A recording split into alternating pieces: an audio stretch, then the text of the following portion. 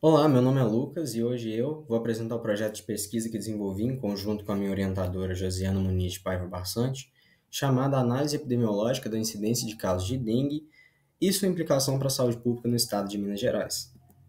A dengue ela é uma doença infecciosa transmitida por mosquitos do gênero Aedes e no Brasil é uma doença de alta prevalência e impacto e vai estar relacionada principalmente a quatro variantes principais: alto contágio e alta morbidade. Alta morbidade significa que é uma doença em que você, paciente infectado, vai ter uma dificuldade de, de realizar suas atividades diárias, né?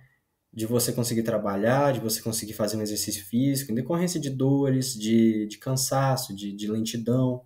E é uma doença que, seu estado mais grave, vai estar relacionado muito ao fenômeno de superlotação hospitalar, que foi muito visto e presenciado no ano de 2024, ano esse que a gente tem e está passando pelo pior período de infecção pela dengue em relação aos outros anos, né, desde que é feita essa identificação de casos. O objetivo dessa doença, então, é traçar um perfil epidemiológico sobre os pacientes acometidos pela dengue na macro-região de saúde oeste de Minas, considerando raça, cor, sexo e idade como critérios, além de avaliar o impacto da doença no sistema público de saúde regional. A metodologia utilizada foi a coleta de dados na plataforma SINAM, Sistema de Agravos e Notificação, do SUS, e esses dados foram tabulados e receberam um tratamento estatístico na plataforma Excel, o que significa que eles foram transformados em uma tabela e foram feitos cálculos para que a gente conseguir entender melhor a interpretação dos dados, né?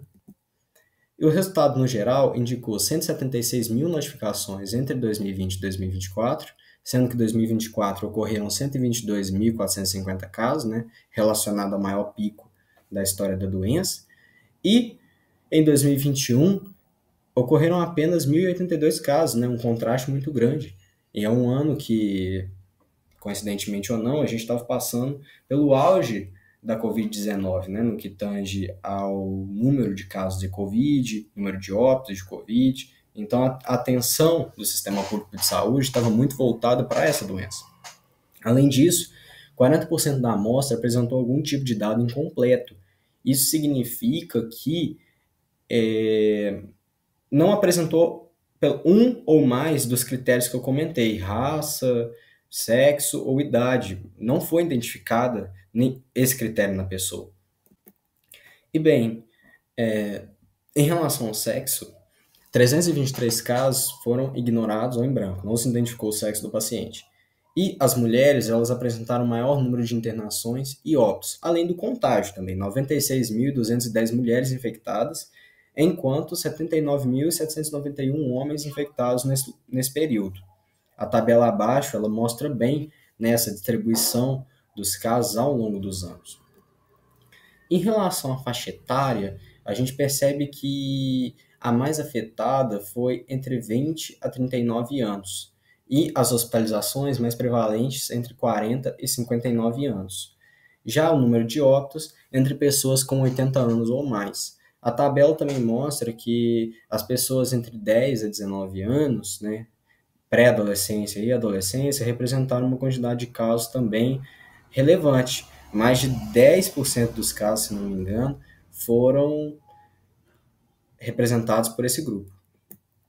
Em relação à raça-cor, a população branca apresentou 37,8% dos casos com registro completo e 66% dos óbitos, enquanto a população parda, 35% dos casos com registro completo e 17% dos óbitos. Faço questão de enfatizar isso porque essa foi a seleção com o maior número de registros ignorados ou em branco.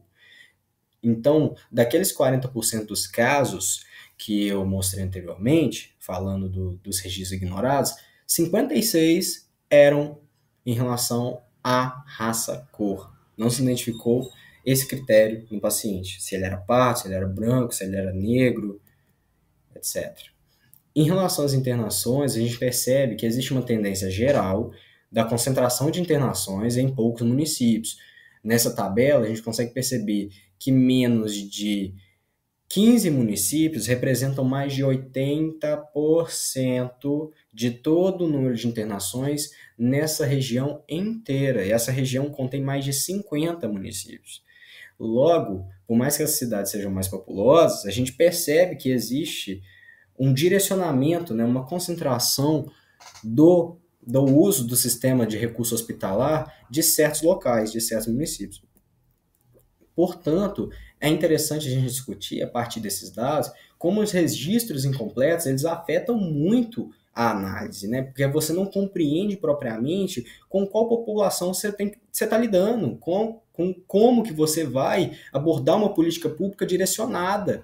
Então, por mais que a dengue seja uma doença de abrangência nacional, que afete todos os grupos sociais, a gente tem que entender que existem grupos mais afetados, principalmente em questão de idade e em questão de raça, que é o mais interessante, assim, nesse sentido de questão socioeconômica, né? Questão de distribuição geográfica. Portanto, é interessante a gente entender isso e buscar formas de lidar com esses dados. E percebe-se que existe uma repetição de padrão nacional no que tange aos casos de dengue na macro-região de saúde oeste. Os grupos mais contagiados são as mulheres e a população economicamente ativa. O que isso quer dizer? Que, tanto no Brasil como um todo, quanto nessa região, nesse recorte da nossa pesquisa, estas são as pessoas, os grupos mais infectados. Além disso, a partir dos dados, a gente consegue notar uma desigualdade infraestrutural da saúde muito grande, né? O que pode vir a levar impactos que sobrecarreguem os recursos hospitalares, principalmente em relação à falta de leitos, né? Algo que foi muito presente na época do Covid, que era muito comentado, e que também está sendo um problema grave no que tange a dengue, né? Que é uma doença que você ocupa um leito por pelo menos 10, 12 dias, né? Em relação ao tanto de morbidade que a gente tem, né? Outros problemas de saúde que também precisam de tratamento, e a dengue sendo uma doença que, por mais que não tenha um tratamento tão certificado, né? Não tenha a vacinas ainda em desenvolvimento, o tratamento ele é de pirona e outros medicamentos, é uma doença evitável do ponto de vista de prevenção, uma doença fácil de prevenir. Então, é algo que você pode vir a dessobrecarregar, né? Então, entender a dengue como um fenômeno de complexidade de problema de saúde pública no Estado é algo fundamental para a gente desenvolver políticas públicas de saúde melhor, né? E existe uma necessidade urgente de estratégias de intervenção que considerem principalmente a distribuição etária, né? Porque é a população economicamente ativa que está sendo a mais afetada, é a população que gera renda, a população que está pagando imposto.